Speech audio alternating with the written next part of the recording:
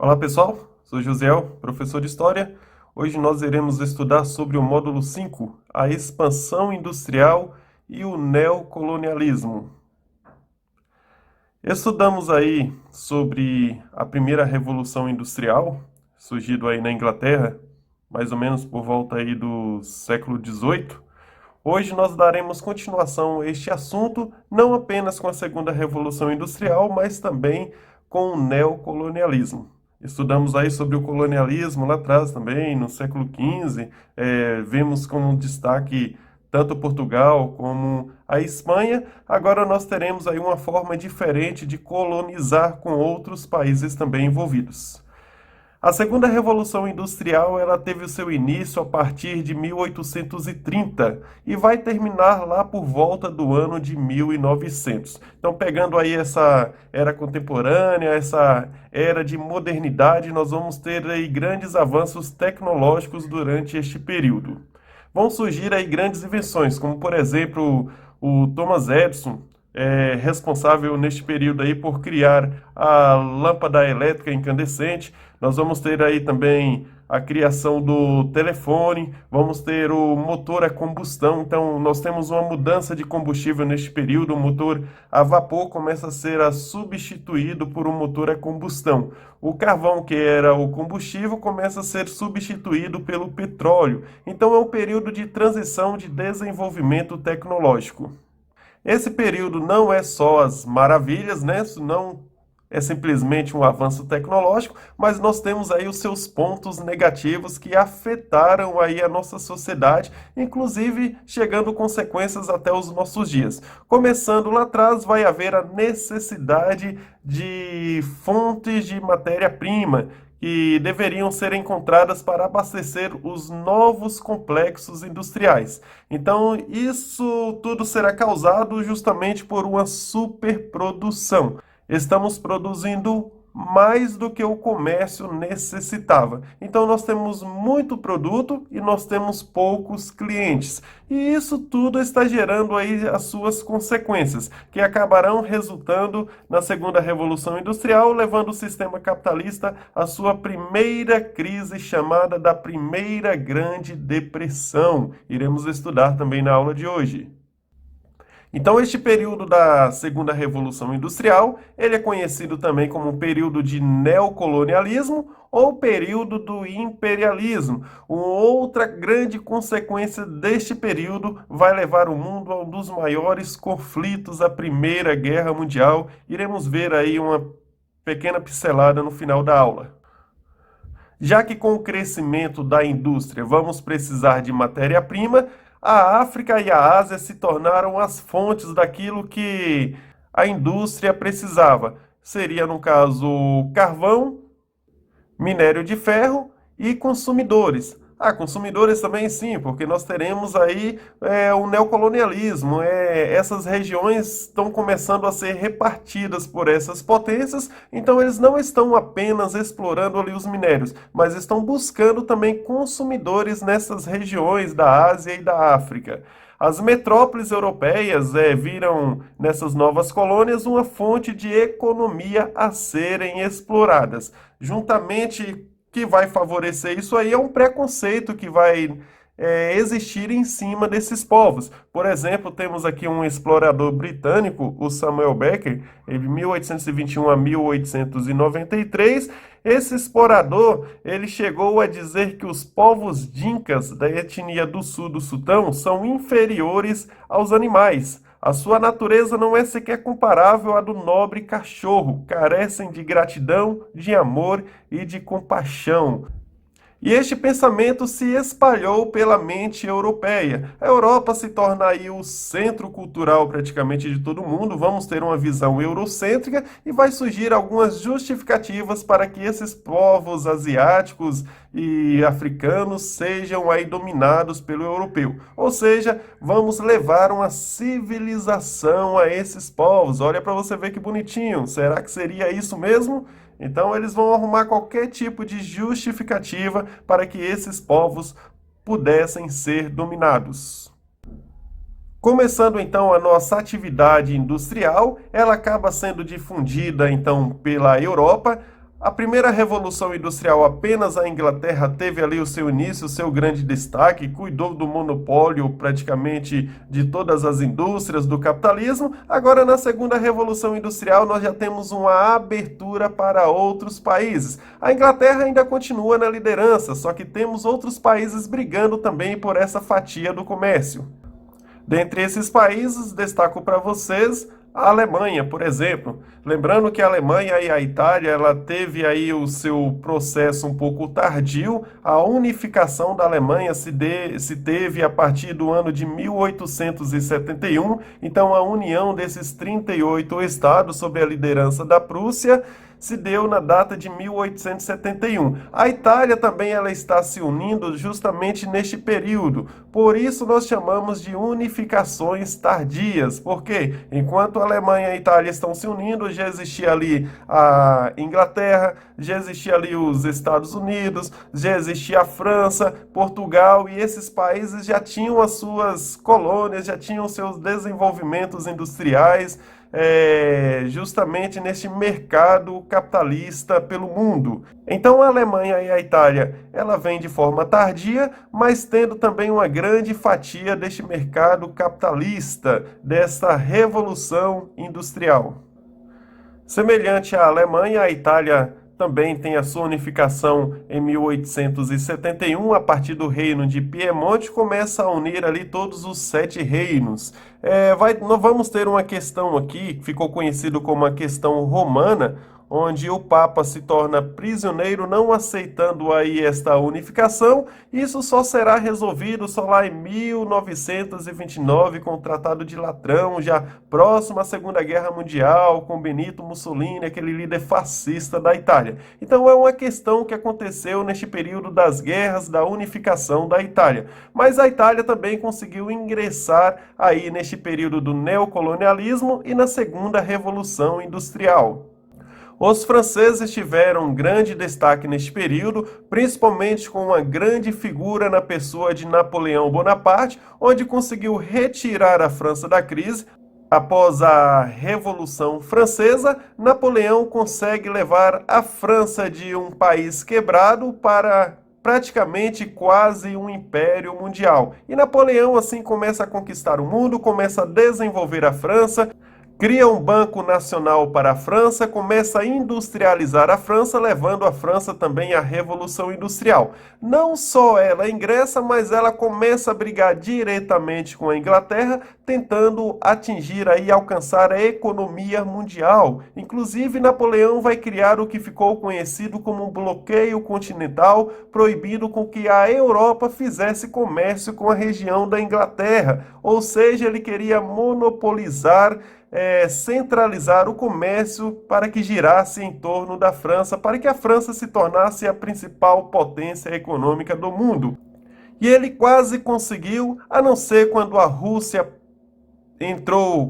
passou por uma grande crise, acabou furando o bloqueio continental, ele teve que entrar em guerra ali com a Rússia, e isso aí foi praticamente o seu erro fatal, levando à ruína do seu império. Um outro país que teve grande participação também foi os Estados Unidos, que nasceu lá atrás, no ano de 1620, com a chegada do Mayflower, trazendo ali os pais pioneiros, a formação das 13 colônias. Essas 13 colônias se revoltam contra a metrópole, buscam a independência, é travado ali a independência, temos a Declaração de Independência em 4 de julho de 1777, onde os Estados Unidos conseguiu se tornar aí, então, uma nação independente, a primeira vez que as colônias se revoltam e conquistam a sua independência contra a metrópole. Isso serviu também de exemplo para outras nações. É o que vai acontecer aqui na América Latina, por exemplo, um processo de independência dessas colônias espanholas, surgindo aí outros países como Argentina, Bolívia, Uruguai e assim por diante. Com a independência dos Estados Unidos, a parte norte ela vai começar a se industrializar, a parte sul está voltado mais para a agricultura, a escravidão. Isso, inclusive, essas diferenças no governo de Abraham Lincoln vai acabar levando aí o país a uma guerra conhecida como a Guerra de Secessão, a Guerra Civil americana, né, contra o norte e contra o sul. e o Norte teve a sua vitória sobre o Sul, facilitando seus interesses, levando aí a industrialização dos Estados Unidos. E os Estados Unidos, durante o período da Primeira Guerra Mundial, consegue ali vender, exportar equipamentos para a Europa. Com o final da Primeira Guerra Mundial, os Estados Unidos não teve muitas baixas, acabou se tornando aí uma grande potência econômica mundial, tá? Então, ao fim da Primeira Guerra, os Estados Unidos saem praticamente ali como a principal potência econômica. Um outro país que nós temos também, já lá do outro lado do mundo, lá no continente asiático, como destaque tem o Japão. Até o início do século XIX, esse país vivia em um regime semelhante ao regime feudal conhecido como shogunato.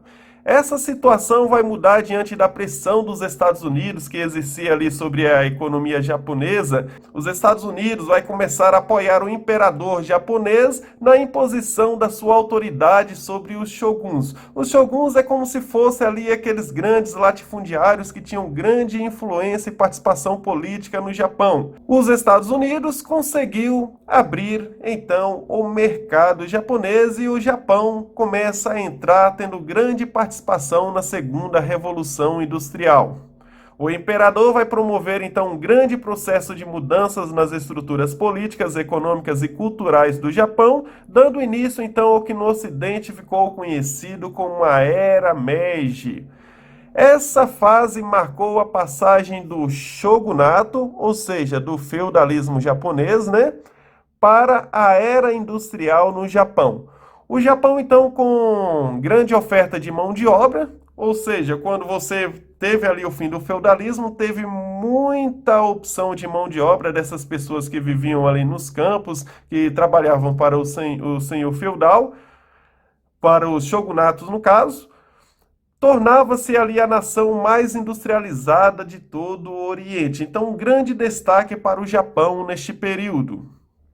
Um outro destaque, logicamente, já seguindo ali a sua tradição da primeira Revolução Industrial, é a Inglaterra. Inclusive, este período ficou conhecido como a Era Vitoriana. Um grande destaque, um grande crescimento industrial e econômico da Inglaterra sobre a liderança da Rainha Vitória. Londres, por exemplo, se tornou uma grande metrópole mundial neste período. A Inglaterra, por exemplo, o seu crescimento está voltado para o século XIX, pois mantinha o domínio da tecnologia mais avançada e ela vai passar a exportar máquinas para todo o mundo. Até que vem a França de Napoleão com um bloqueio continental, brigando diretamente aí com a Inglaterra, justamente aí tentando competir sobre este mercado consumidor. Na Inglaterra, o avanço tecnológico vai ser caracterizado no século XIX, quando surgem ali os meios de transporte com as ferrovias modernas, que estão se espalhando por toda a Europa e também pelos Estados Unidos. Vários setores industriais começam a crescer, especialmente o setor químico e o têxtil. O petróleo torna-se ali a matriz da energia e a eletricidade era manipulada. A produtividade também aumenta de forma veloz. A eletricidade, por exemplo, vai alterar ali o ritmo de vida das populações urbanas, surgindo então o que ficou conhecido como as locomotivas elétricas. Então foi um grande avanço tecnológico também neste período, na fase econômica da Inglaterra, na fase industrial da Inglaterra. Já que nós conhecemos, então, este período, essas disputas, esses países que estão chegando aí nessa competição econômica, nesse imperialismo, no neocolonialismo, vamos ver, então, a primeira grande crise que isso gerou no capitalismo. Lembrando, nós tínhamos um capitalismo conhecido aqui neste período como um monopólio, Nós tínhamos ali a intenção de eliminar a concorrência comercial. Você viu muito bem aí essa briga entre a França e a Inglaterra, e isso tudo levaram fatores para gerar uma crise que ficou conhecido como a primeira grande depressão econômica do capitalismo no mundo. Tivemos então como fatores o aumento produtivo, que vai levar à segunda revolução industrial. Logicamente, isso foi um dos principais fatores que levou aí a essa grande crise. A grande quantidade de produtos sendo fabricados e a falta de consumidores, ou seja, aquela famosa regrinha, a lei da oferta e a procura, nós tínhamos ali muita oferta e pouca procura. A primeira tentativa de superação dessa crise se deu pela introdução do capitalismo monopolista, que se manifestou sob várias formas. Então nós temos aqui o capitalismo sendo fechado de uma forma de criação de monopólios. O que seria isso? Uma tentativa de eliminar a concorrência comercial. Então, dentre as formas, destaco para vocês a forma do trust, que é a união de empresas ou grupos econômicos voltados para a fabricação de uma mesma linha de produtos, ou de empresas que dominam ali todas as etapas de produção de uma linha, desde a extração de matéria-prima até a sua venda.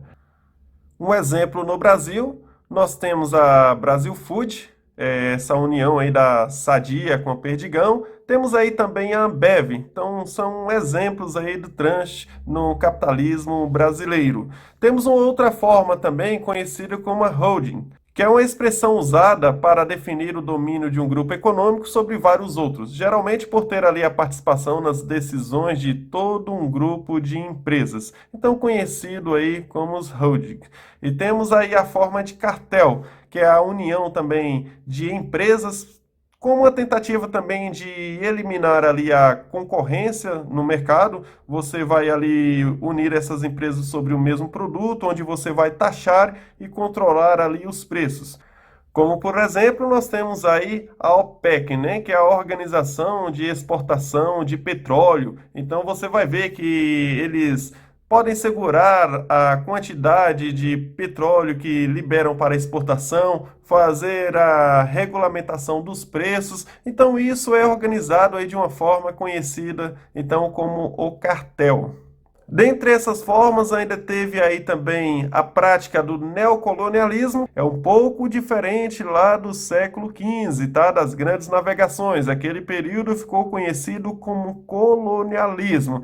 Então, a palavra neocolonialismo justamente é para nos ajudar a entender que na segunda revolução industrial, essa forma também de dominar aí os povos, principalmente na Ásia e na África, é conhecida então como neocolonialismo.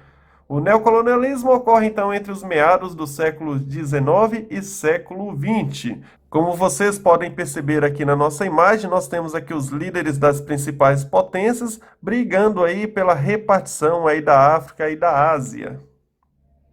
Pessoal, e é um dos principais fatores que irá levar o mundo à Primeira Guerra Mundial, tá? O fator do imperialismo, o fator do neocolonialismo.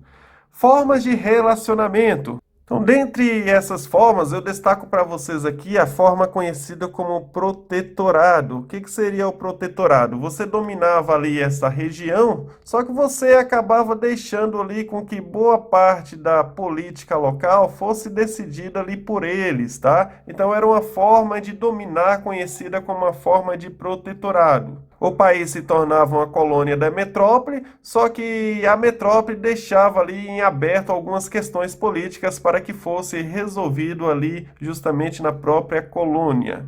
Também existiam algumas outras regiões conhecidas como domínios, que estavam entre as mais independentes. Só se relacionavam com o exterior via metrópole, mas tinham independência política interna quase de forma completa. Dentre os países que participaram do neocolonialismo, esses países imperialistas, temos a França, a Inglaterra, a Bélgica, Itália, a Alemanha. Todos aqueles que participaram da segunda revolução industrial, eles estão em busca de matéria-prima para alimentar ali o seu comércio industrial, as suas empresas, as suas indústrias. Ainda era possível encontrar colônias também portuguesas e espanholas desde lá do século XV. Inclusive, as colônias portuguesas, elas duraram ali na África até mesmo após o processo de descolonização da África e da Ásia, que aconteceu ali no período da Guerra Fria após a Segunda Guerra Mundial.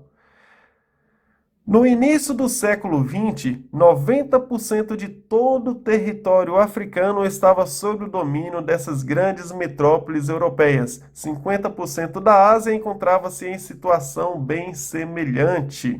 Houve resistências dessas regiões dominadas? Sim, logicamente houve resistências. Vamos destacar aqui, por exemplo, a Guerra dos Cipaios, que eram uma revolta ali de soldados indianos que pertenciam ao exército britânico. Eles acabaram se revoltando ali contra a metrópole então inglesa, buscando então a sua independência. Como consequência, nós tivemos 200 mil mortes por essa resistência dos cipaios. Na China, por exemplo, vai se destacar também alguns movimentos com a presença dos europeus lá na China. Tem como destaque aqui a Guerra do Ópio. Ou seja, os chineses eles se revoltam, começam a manifestar, não querem a presença desse entorpecente em seu país. A Inglaterra, em busca de um mercado consumidor na China, os chineses acabaram se revoltando, não querendo o governo chinês começa a proibir o ópio em seu país. A Inglaterra vai tomar algumas medidas, não respeita o decreto do imperador chinês, até que a China afunda um navio com a carga de ópio. Era uma justificativa que a Inglaterra precisava para causar uma guerra contra a China, conhecida então como a Guerra do Ópio. Logicamente, os ingleses venceram, isso aí trouxe grandes prejuízos para os chineses, dentre eles alguns territórios que foram conquistados, como por exemplo Hong Kong, Xangai, Nanquim. Inclusive nos noticiários atuais, nós tivemos aí a situação de vários protestos e manifestações em Hong Kong, né, contra a falta de democracia hoje existente lá, justamente pelo governo da China. Por quê? Hong Kong cresceu muito sobre a influência da Inglaterra. Então, desde este período até os nossos dias, Hong Kong ainda estava sob o governo inglês. Um outro fator que marcou muito também, conhecido como a Guerra dos Boxes, ou seja, sociedades secretas voltados aqui, como você pode ver o nosso bonequinho, com habilidades marciais. Eles acabaram ali se organizando contra essa presença ocidental aí na região da China. Então eles começaram ali a dar alguns golpes. Esse nome boxer justamente vem daí, né? Os ingleses viram ali o pessoal pulando, dando golpes para um lado para o outro. As lutas que eles conheciam era a luta de boxe, né? E acabou ficando aí conhecido essa sociedade como a Sociedade dos Boxers. Vimos aí então um pouco sobre essas resistências, mas e as justificativas para tudo isso? Cadê os direitos humanos? Não tínhamos direitos humanos? Bom, a partir da Revolução Francesa começa a nascer aí realmente essa questão dos direitos humanos. Mas qual era a justificativa dos europeus? Nós tínhamos ali o fator econômico, você precisava controlar essa crise, precisava de mercado consumidor, você precisava de matéria-prima, era uma das justificativas. Um outro fator seria um fator social, conhecido na história como darwinismo social. O que era esse darwinismo social? Lembra lá da teoria de Darwin sobre a evolução das espécies? Pois é, eles trouxeram essa teoria também para a humanidade e acabou criando ali um preconceito de uma raça superior à outra. Então a Europa se tornou uma cultura superior dentro do pensamento eurocêntrico, né? E eles justificavam em levar cultura para essas regiões, levar a civilização. Inclusive, a gente tem uma charge aqui, um pensamento aqui do bonequinho do Darwin. Não acredito que associaram o meu nome praticamente a essa baderna aí, né, do darwinismo social. Porque o próprio Darwin, ele não apoiou essa ideia aí. Então, segundo este raciocínio, começa a surgir aí o homem branco como um superior. E você vai ver que as consequências disso veio até mesmo para o Brasil, né? No Brasil, aí, na época do governo de Getúlio Vargas, por exemplo, início da República Velha, começaram a abrir porta para a imigração branca para tentar clarear a população brasileira.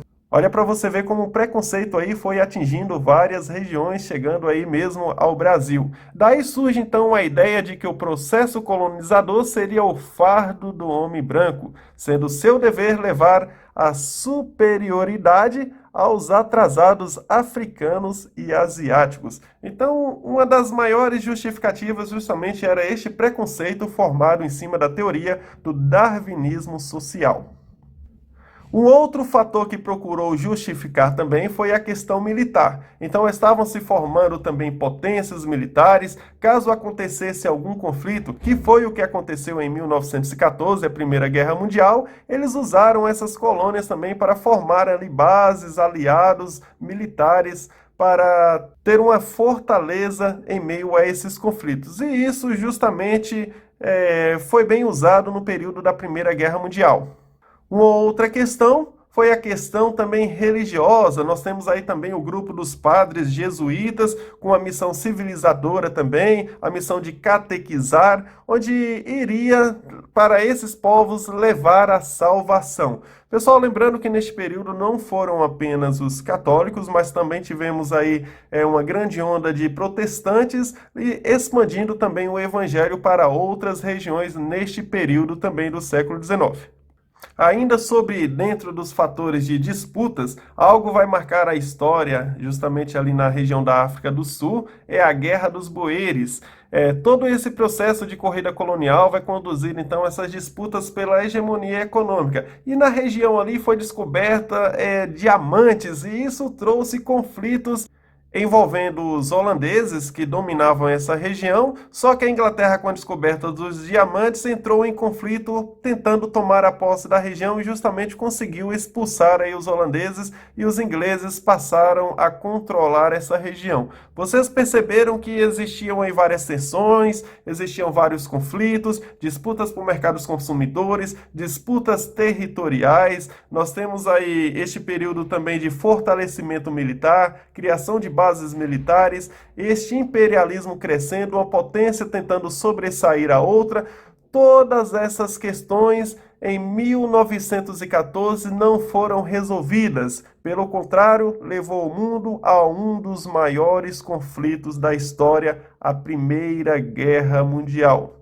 E desde o início da história deste mundo, a ambição, a briga pelo poder tem sido o fardo da humanidade, levando aí a um grande derramamento de sangue. E neste período não foi diferente. As potências até acreditavam que se houvesse uma guerra, essa guerra demoraria ali uns 3 meses, logicamente sairia uma potência vencedora que controlaria as demais. Mas não foi isso que aconteceu. A guerra durou 4 anos, tendo um período de pausa, levando ainda esse conflito para a Segunda Guerra Mundial em 1939, durando até 1945, estendendo ainda para a Guerra Fria. Só para você ver as consequências, como elas não pararam, mas foram virando uma bola de neve, chegando aí os resultados dessa situação até mesmo aos nossos dias. A Guerra Fria, por exemplo, durou até 1991, ou seja, os dias aí dos nossos pais praticamente foram noticiados no Jornal Nacional. Pessoal, esse foi então um pequeno resumo sobre o neocolonialismo e imperialismo, segunda Revolução Industrial. Agora é com vocês, façam a leitura de todo o módulo 5 da apostila, resolvam as atividades da página 61 até a página 72. Pessoal, até a próxima!